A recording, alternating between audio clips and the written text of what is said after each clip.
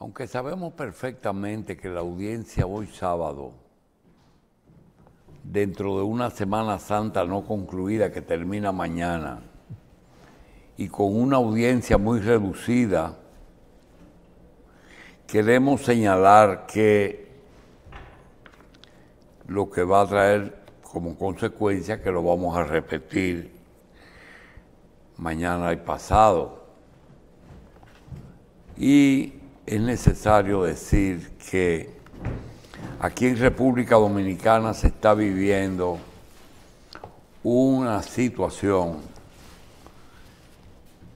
compleja porque implica más de un gran problema, porque problemas siempre hay, pero un gran problema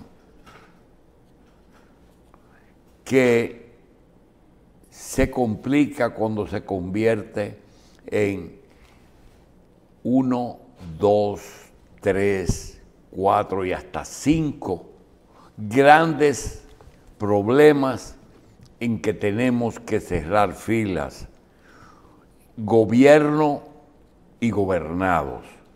No se trata de buscar un culpable para cada situación. Por ejemplo, nosotros tenemos que estudiar y gestionar el que las medidas que tome el nuevo gobierno de los Estados Unidos nos afecte en las cosas que pueden afectarnos, que son dos. Una, en las migraciones dominicanas, que después de República Dominicana, Estados Unidos es el país que más dominicanos viven. Entre legales e ilegales, entre el continente americano y Puerto Rico, podríamos llegar a tener en este momento, entre dominicanos y descendientes de dominicanos, cerca de 2 millones de personas. Estoy hablando de legales, de ilegales y de sus hijos y sus descendientes. Eso, un gobierno nuevo en Estados Unidos que prácticamente se puede llamar de un gobierno revolucionario cuando cambia las cosas en forma violenta para beneficio de sus ciudadanos, porque eso hay que recordarlo siempre. Tenemos que ver cómo afecta, cómo podría seguir afectando nuestras migraciones y nuestra economía, que es nuestro primer socio económico. La principal fuente de divisa proceden de las remesas que nos hacen llegar los dominicanos desde los Estados Unidos. Una gran cantidad que posiblemente sobrepasen el 250.000 de personas están en Estados Unidos y en Puerto Rico en forma irregular. Ese es un problema. El otro problema es el problema haitiano, que implica un problema migratorio, un problema fronterizo, un problema laboral, un problema económico y un problema de presiones internacionales. Y una realidad que nosotros no vamos a entrar en detalle porque son muchos los elementos que hay que tomar en cuenta. Pero es un problema que tiene dos presiones. La presión migratoria real, la presión de nosotros mismos por necesidad y la presión de el gobierno de Estados Unidos y de otros gobiernos que no quieren cargar con responsabilidades que posiblemente ellos crearon. En el caso de Haití, Francia. No es lo mismo un país como, o una zona como New Orleans o Quebec, que fue colonizada por Francia, que Haití. En el caso de Haití, exhortamos a todos los economistas dominicanos, a todos los economistas y la zona económica del gobierno, que calculen sin pasión,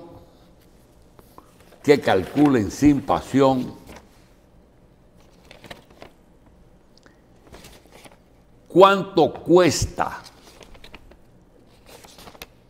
cuánto le está costando al Estado dominicano la migración haitiana, y que sopesen los beneficios de una mano de obra necesaria versus el costo de una migración en todas las áreas.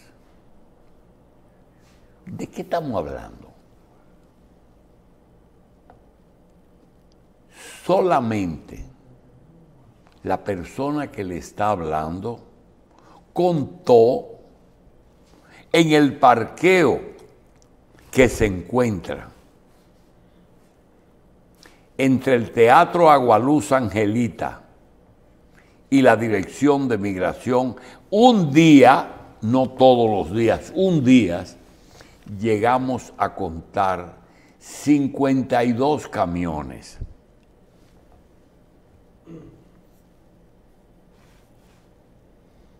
De los que buscan ilegales. ¿Cuánto combustible toman en las madrugadas en la avenida 27 de febrero, en las inmediaciones entre Núñez de Cáceres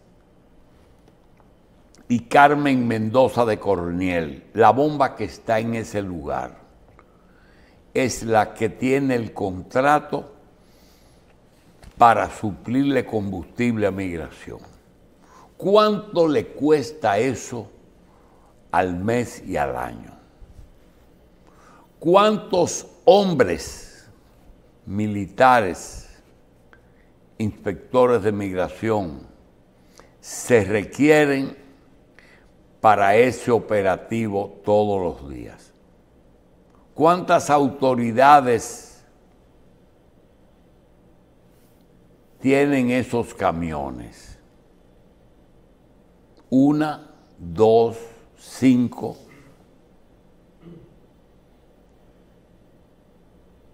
Solamente esa pequeña operación. ¿Cuánto cuesta mantener las dietas tanto de ellos, de esas autoridades, como de los apresados? ¿Cuánto apresan diariamente? ¿Quién los alimenta? ¿Quién mantiene el centro de Jaina y la frontera? Le pedimos a los economistas que pesen y sopesen esa situación. ¿Cuánto gana el turismo teniendo a las personas de Friusa a su servicio? ¿Cuánto se gana Bisonó, para poner una sola construcción, teniendo esa mano de obra haitiana? ¿Cuánto gasta el gobierno en darle atención médica gratuita a todo ciudadano haitiano? Y yo quiero preguntar, para que no entienda, una muchacha, un joven que venga y esté aquí de Venezuela, un venezolano de 100,000 que hay aquí, o de 10 que hay aquí, que vaya a un hospital y que no le cobren, y que dé a luz y que no le cobren. ¿En quién se le ocurre? A ellos ni se le ocurre ir a un hospital. Pero un haitiano no tiene problema. Eso que disponen, eso es mierda. Un haitiano puede ir a un hospital y no es verdad que le van a pedir identificación, porque no la tienen. Y la orden es atenderlo. Y la ética dice que todo enfermo hay que atenderlo.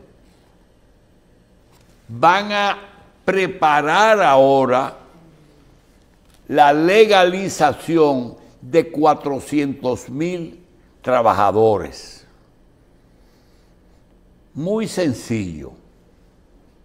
Van a ir a las empresas constructoras y a las empresas que tienen trabajadores agrícolas y le van a decir que paguen por una tarjeta de un banco. Dice, ¿una tarjeta? Sí. Y el banco va a ir con una cámara, va a hacer una fotografía y le van a entregar una tarjeta. Con la tarjeta y con el nombre que ellos le digan, porque ellos no tienen papeles. Y a partir de ese momento, ellos cobrarán su salario a través de esa tarjeta. La bancarización de los ilegales. Esa persona ya tiene un documento. Cuando nace un bebé de una señora que la trajeron de Haití, el médico va a decir en un papelito que generalmente tiene este tamaño y que arriba dice Ministerio de Salud Pública, Maternidad Nuestra Señora de la Altagracia, y debajo, nombre del médico, hospital. Certificamos por este medio que el día 12 de abril del año 2025 nació en la maternidad un niño varón que su madre dice llamarlo Yantil, de padre desconocido y de una madre haitiana que dice llamarse Filomena y que dice tener 26 años. Ya tú tienes un trabajador con una tarjeta y un niño nacido con un papelito de un doctor de la maternidad. No tiene importancia legal hoy, pero usted va a ver cómo eso va a tener un valor extraordinario en el futuro. Que calculen los científicos eso. Otro problema, el problema de Barrigol. Aquí tenemos más de 250 personas implicadas en actos de corrupción que están desbordando la capacidad de trabajo de la Procuraduría General de la República y de los tribunales de justicia. Esas personas son acusadas de corrupción y posiblemente sean actos de corrupción cometidas durante el gobierno de 8 años de Danilo Medina. Solamente dentro del gobierno de Danilo Medina. Ningún otro gobierno ha cometido actos de corrupción aquí. Y los que lo han cometido ya está prescrito. Esos actos de corrupción están en los tribunales, saturando el trabajo de ellos. Más de 200 implicados en esos casos. Y usted tiene que, eso por un lado, por otro lado, aparece en la prensa que la onza de oro está a $3,000. ¿Cuánto recibe el gobierno de esos $3,000? Lo que dice el contrato. Barrigol cumple exactamente lo que dice el contrato. ¿Cuántas onzas de oro produjo Barrick este año? No sé, posiblemente 1 millón de onzas. Onza es una cosita. 1 millón de onzas. ¿Cuánto ha producido Barrick en los 8 años, en los 4 años de Abinader, en los 8 de Danilo y en los 8 de Leonel? ¿Cuántas onzas ha producido Barrick? Posiblemente ha producido 8, 16, 20, 8 de Leonel, 8 de Danilo, 4 de Abinader, 24, 20. Posiblemente el contrato fue aprobado a mediados del gobierno de Leonel. Vamos a poner que por todo fueron 20 años. 20 millones de onzas. Ponla a la mitad de 3,000, porque ahora es que ponla a 1,500, a 2,000. ¿Cuánto recibió el gobierno? Lo que dice el contrato. ¿Barrick Gold es una firma estafadora? No. Barrick Gold tiene tecnología que no tiene ningún estado para extraer de tierras raras el oro. El oro, la plata y a veces el cobre. Y tiene un contrato. ¿Cuántos presos hay por corrupción de Danilo Medina? Más de 200. ¿Son culpables? Sí. ¿Cuántos presos hay por legisladores que no leyeron la ley que le otorgaba el contrato a Barrick Gold? Ninguno. Posiblemente son ricos todos. Pero no hay ninguno preso. Y nadie acusado. ¿Cuánto implica el fraude de Danilo y su gente? 50,000 millones. 50,000 millones por año. Lo que usted quiera. ¿Cuánto implica lo dejado de pagar si se hubiese hecho un buen contrato? Que Barrick lo hubiese aceptado porque dependía de los precios del mercado. Nada. Pero nosotros tenemos que ir a protestar a Cotuí porque la Barrick no le ha dado la compensación para hacer una presa de colas, que está estipulada en el contrato. Barrick no ha violado nunca la ley.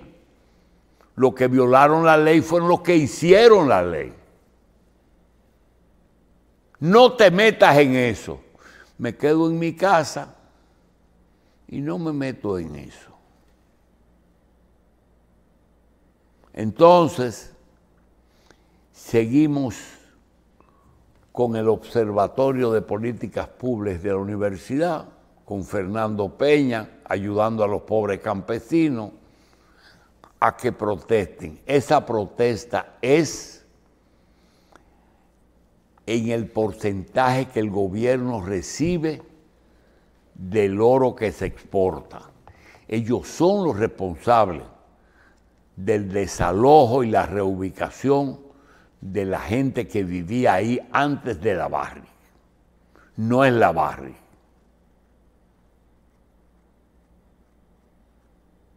Es lo mismo que irse a protestar a Friusa frente a un grupo de personas que viven ahí porque lo trajeron. Ellos no vinieron a pie de Haití. A ellos lo fueron y lo buscaron y lo llevaron a Friusa. Y un grupo de dominicanos patriotas marchan a Friusa y a Matamosquitos contra esas personas que lo que andan buscando es un mejor, lo mismito que estamos buscando nosotros en Puerto Rico y en Nueva York.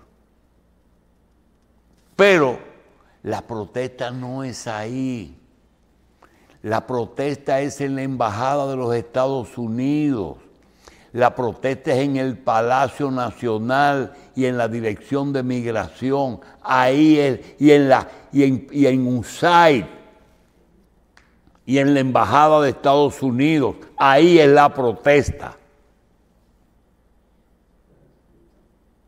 No en Friusa, para que vaya alguien a tirar un tiro y matar a una persona y crear un problema. Entonces, ni es en Cotuí la protesta, ni es en Friusa la protesta.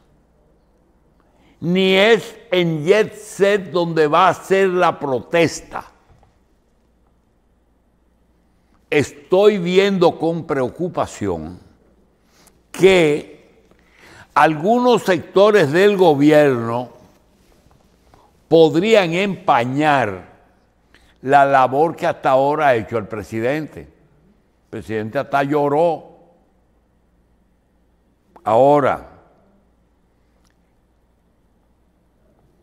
el abogado que acordaba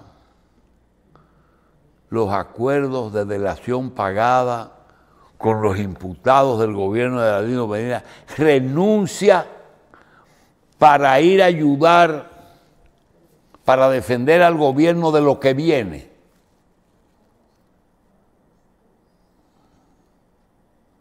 O para defender al dueño del Jet Set. No, es para defender al dueño del Jet Set. No para defender al gobierno de la pila de demandas que le van a venir porque no inspeccionó el lugar. Ustedes van a ver. ¿Cuánto cuesta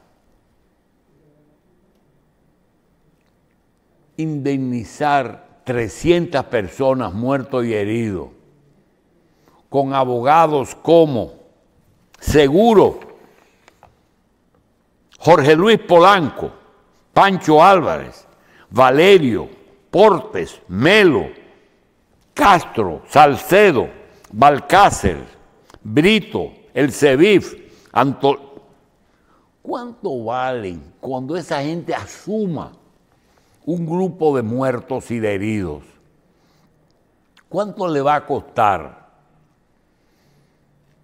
a los seguros al dueño y a las instituciones del Estado que no hicieron las inspecciones del lugar.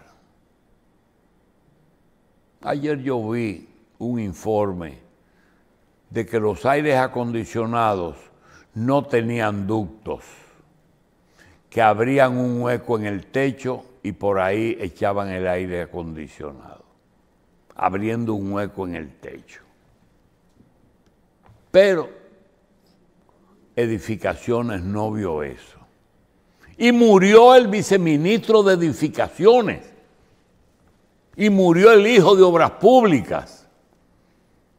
¿Y cuánto tú le vas a dar a esa familia? 100 pesos, 100,000 pesos. 300 personas, bien con abogados buenos todos.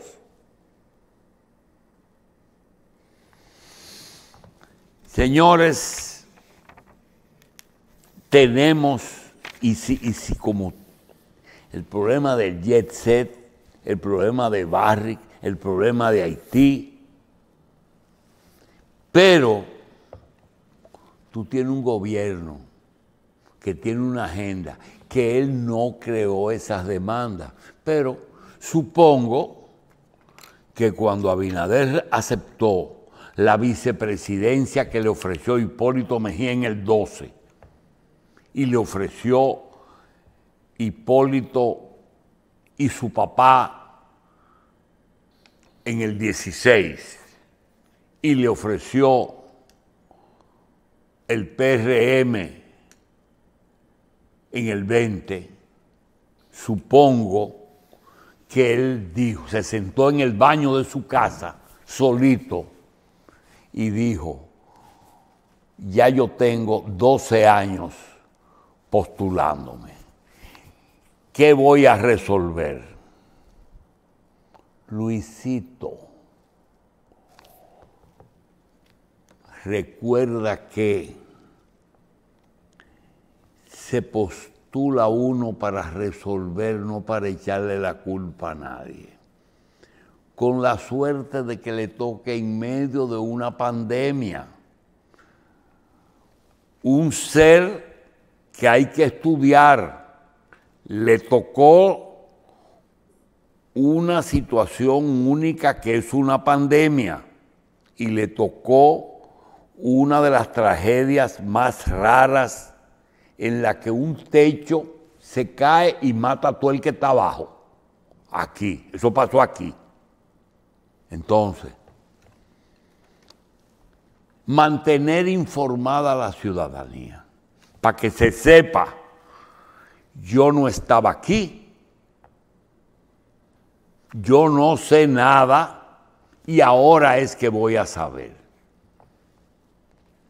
Organizar los juegos de azar. Cumplir más de 100 sentencias del Tribunal Constitucional. Terminar la presa de Montegrande. Ordenar la ciudad más antigua de América. Terminar la autopista Duarte. Fíjese que todo es terminar, porque lo encontró todo inconcluso. Definir la situación energética del país. Definir lo que va a hacer con Catalina y con la inversión privada de Montecristi. Resolver el problema del tránsito de la capital y el transporte del país. Decidir quién va a seguir de candidato del partido de su gobierno. Tiene él que decir, es este el que yo quiero. Definir ahora, junto con la Junta Central Electoral, todo lo referente a la Junta y a los fondos de la Junta para el 28. Terminar la cárcel que la están usando para fines políticos solamente. 5 años en esa vaina. ¿Quiénes tienen en sus manos los bienes incautados a narcotraficantes y a personas acusadas de corrupción? ¿Cuál es el temor de quitárselo? Porque ya Trujillo se murió. Y a Jorge Blanco lo metieron preso como cualquier otro. ¿Cuál es la protección? Que dio cuarto para las elecciones. ¿Por qué no se ha hecho ninguna auditoría? Solamente 20 auditorías en 4 años.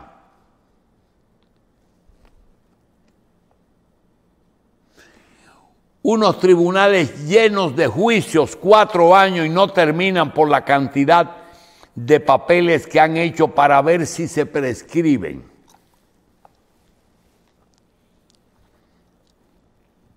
Todavía hay casos de Odebrecht después que Brasil descargó y eligió un corrupto presidente. Y Estados Unidos eligió un corrupto presidente.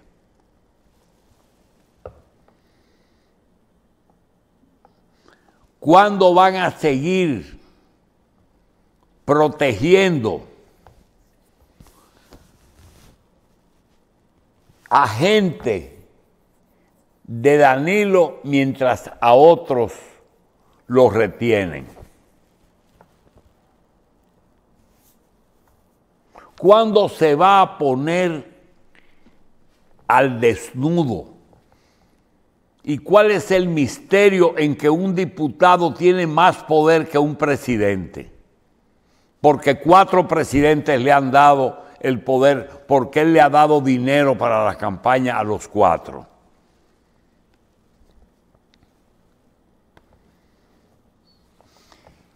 ¿Qué queda de lo que era Lotería Nacional? Y además de todo eso, ninguna reforma se ha hecho, ni la fiscal, ni la educación, ni la laboral, ni la eléctrica, ninguna ha terminado satisfactoriamente.